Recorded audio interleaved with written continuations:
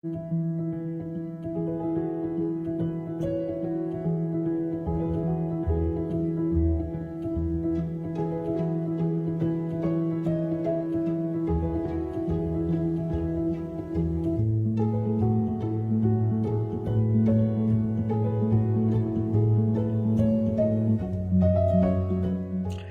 días, grupo de sexualidad y erotismo más allá de la pornografía. El día de hoy, para terminar lo que veníamos hablando sobre los trastornos sexuales en la mujer, vamos a hablar sobre la hiperactividad del deseo sexual o la adicción al sexo, que son dos palabras similares que van a reflejar también un aumento de la actividad. Entonces, lo importante es primero hacer una definición sobre esto, porque es muy difícil. No es una consulta frecuente, no es una consulta común y regularmente muchas personas no saben si tienen o no tienen una adicción al sexo.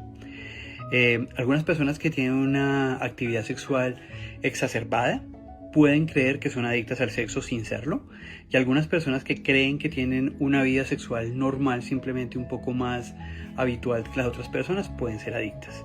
Entonces lo importante es hacer la parte de la definición. Entonces es importante hablar que la definición tiene que ver directamente con la pérdida del control del impulso sexual. ¿Qué quiere decir pérdida del control? Que si uno está en una actividad laboral o está en una actividad de familia y puede ser que el deseo sexual llegue, pueda controlarlo y puede tenerlo más adelante cuando termine su actividad.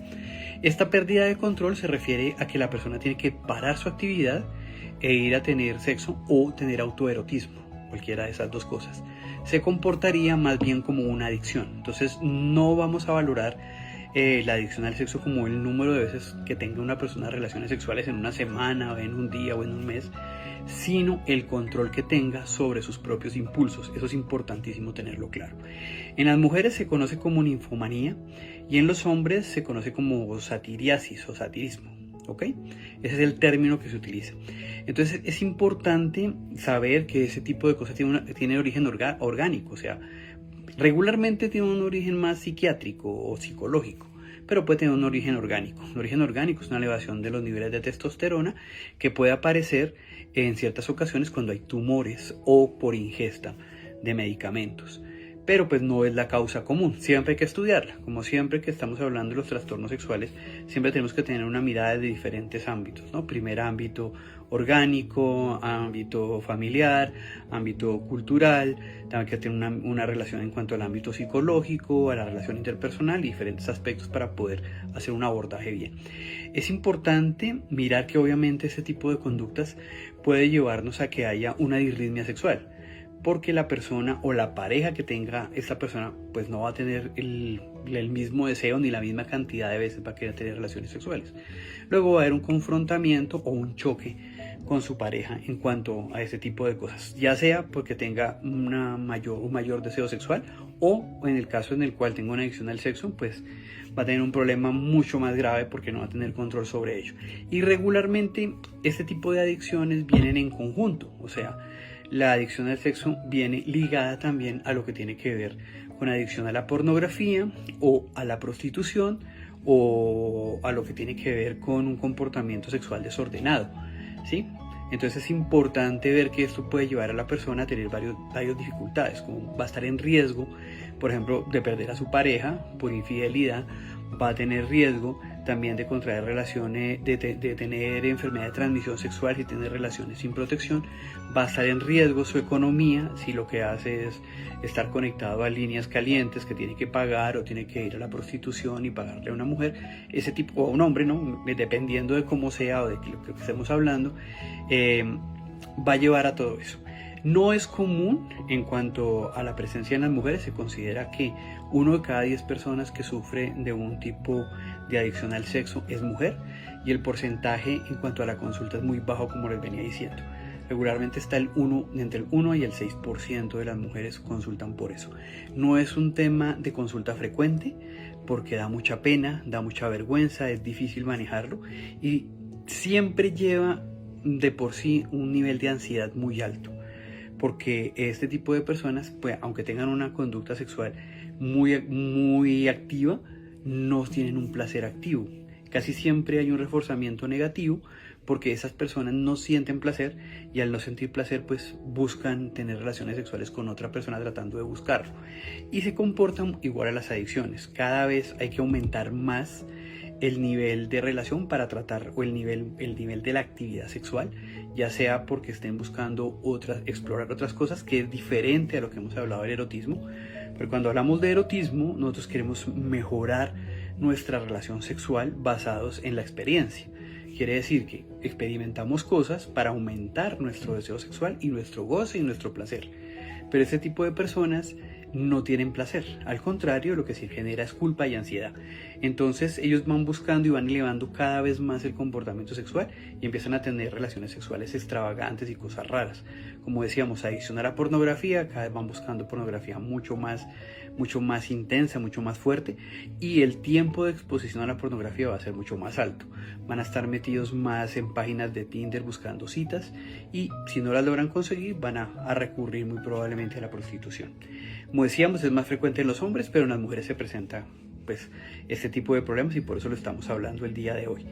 En la adolescencia no es muy frecuente. Regularmente este tipo de diagnósticos se encuentran en las mujeres entre los 30 y los 40 años. En la adolescencia no es muy frecuente y es difícil de identificar. Es difícil de identificar porque pues hasta ese momento está apareciendo todo lo que es la exploración sexual. Entonces puede ser que las técnicas masturbatorias puedan ser muy altas, también pues tratando de calmar cierta ansiedad o ciertos niveles de estrés. Y puede ser que eso sea por ese lado. Aunque el estrés, como siempre venimos diciendo, regularmente el estrés genera disminución del deseo sexual. Pero en algunas personas puede generar que sea una excusa para poder tener autoerotismo, tratar de tener relaciones sexuales tratando de manejarlo, aunque no va a servir porque, como decimos, este tipo de personas casi nunca tienen un placer. No es placentera la relación sexual y por eso van aumentando el número de adicciones. Importante que cuando este tipo de cosas se encuentran en la adolescencia o este tipo de comportamientos, hay que siempre buscar que no haya un antecedente de un abuso sexual o averiguar ese tipo de cosas que puede llevar a eso. También conductas en la familia, digamos unas familias que son demasiado abiertas en cuanto al hablar del tema, pues no tanto a la parte de la educación sobre la sexología, sino hablar solamente de sexo todo el tiempo, o que ellos vean que sus padres son muy activos sexualmente o que tengan relaciones sexuales y dejan la puerta abierta o ese tipo de cosas que puedan generar que la gente los vea, puede llevar a que haya una conducta un poco más alterada. Otra cosa importante es que también existe una cosa que se llama el efecto cool line, que tiene que ver directamente con el cambio de pareja. Entonces, cuando hay una relación, la relación se rompe y aparece una nueva persona, regularmente al comienzo de este tipo de relaciones uno va a encontrar que hay un aumento de la actividad sexual que va a ir disminuyendo con el paso del tiempo. Pero entonces hay que diferenciarla, como siempre decimos, que tiene una actividad sexual mucho más aumentada a que haya una adicción al sexo. Es importante siempre eso. Casi siempre los trastornos de la hipersexualidad tienen que ver o se relacionan mucho con trastornos obsesivo-compulsivos, ¿sí? Y tienen mucho que ver en la forma como se maneja o parecido a como cuando una persona tiene una adicción. Entonces también van a tener tolerancia y abstinencia. Quiere decir que va a llegar un momento en el cual tienen que aumentar su actividad sexual, tienen que ir buscando cosas mucho más fuertes para poder tratar de lograr satisfacer eso que no lo logran hacer, y van a tener síndrome de abstinencia, que cuando no tienen relaciones sexuales se van a sentir ansiosos y van a tener que buscar el momento para, aunque sea, autosatisfacerse. Entonces por eso es que es tan difícil de manejar. El problema que hay con esto es que las recaídas de las personas son muy altas. Se considera que a pesar de tener un tratamiento que regularmente es psicológico, en manejo que se maneja con la familia, con la pareja, aunque es un poco difícil pues por todo, si recordamos el caso de Tiger Woods, que apareció ser adicto al sexo y estaba metido en una red grandísima de prostitución, terminó separándose porque es muy difícil el manejo de la pareja. Porque la pareja, obviamente hay infidelidad, obviamente hay pérdida de dinero, obviamente hay un desapego, hay muchas cosas que van a afectar a la pareja y es difícil, pero el tratamiento regularmente casi siempre viene enfocado a que la pareja sea una aliada en ese proceso. El problema es que la recaída se considera que en los primeros 3 meses es casi del 90%. Y como decíamos, la hipersexualidad no viene ligada al placer. Es difícil tratar este tema por todos los juicios que se hacen, porque reconocer eso ante los demás es muy complicado, pero todo el manejo, como lo veníamos diciendo, es primero identifiquemos si hay una causa orgánica, pues tratar de disminuir esos niveles de testosterona, tratando de quitar la causa, si hay un tumor o la ingesta, pues suspenderla. Pero casi todos los tratamientos vienen dirigidos al manejo de la ansiedad y de la culpa. Entonces, como decíamos, la idea es tratar de manejar técnicas de relajación, o sea, que la persona cuando tenga igual que como se maneja una adicción, cuando la persona tenga esa necesidad implícita de hacer algo, pues calmarla, que haga técnicas de relajación, que trate de buscar realizar otras actividades para que el cerebro se distraiga, manejar otro tipo de habilidades, hablar con la pareja para que haya acompañamiento, porque tampoco es suspender el sexo completamente, porque vamos a generar un problema peor, porque hay una ansiedad peor, entonces ya no va a tener relaciones sexuales con su pareja, sino va a seguir buscando por fuera. Y hay que hacer el manejo de pareja. En cuanto a cuando encontramos algo en la adolescencia, el enfoque pues es diferente. Se trata en muchas ocasiones de hacer el manejo a través de los padres, dando información sobre lo que tiene que ver con cómo es la sexualidad, porque vamos a tener muchos problemas y muchos inconvenientes, porque muchas personas creen que el ser sexualmente activo puede llevar a una adicción, o porque, digamos, en los medios de comunicación se hable mucho de sexo puede llevar a una adicción, que porque en el colegio se hable abiertamente sobre sexo o en la casa sobre el sexo, eso piensan que eso puede incrementar la curiosidad, y pues la verdad es que no. La curiosidad de los adolescentes está ahí por su parte hormonal y ellos la van a buscar.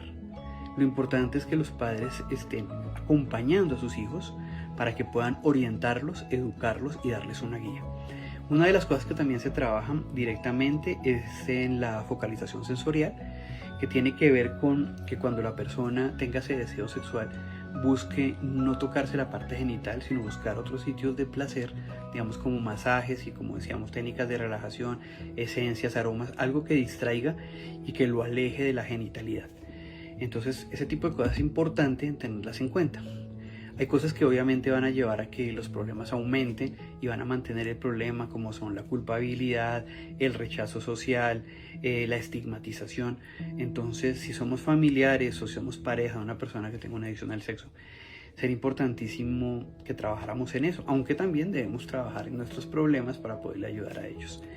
Eso es más o menos como el resumen de todo lo que tiene que ver con la adicción al sexo y la hipersexualidad. Espero haya quedado claro, y tenemos alguna pregunta, como siempre, aquí abajo en nuestras redes podemos aclararla. Muchas gracias por la atención y recuerden, nuestras redes, como siempre, Sexualidad y Erotismo Más Allá de la Pornografía en YouTube y en Facebook, y en Instagram @seducarte. Muchas gracias, que tengan una feliz tarde.